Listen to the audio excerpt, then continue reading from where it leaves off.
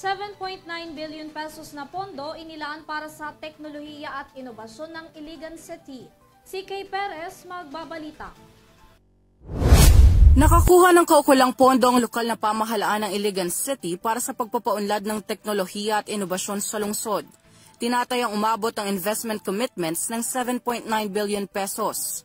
Sinabi ng focal stop ng Department of Science and Technology or DOST ng Lanao del Norte na si Melody Andonio na ang Iligan City ang isa sa 80 pilot local government units ng DOST Smart and Sustainable Communities Program o ang SMART Program.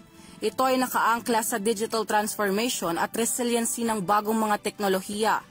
Layo ng programang magbigay sa komunidad ng mas progresibong ekonomiya sa pamamagitan ng pag-a-adapt ng mga sustainable na mga teknolohiya at mga inobasyong environmental friendly. Magsisilbi ang inisyatibang ito para mas mapabilis ang pag-unlad ng rehiyon sa pamamagitan ng Science, Technology and Innovation or STI.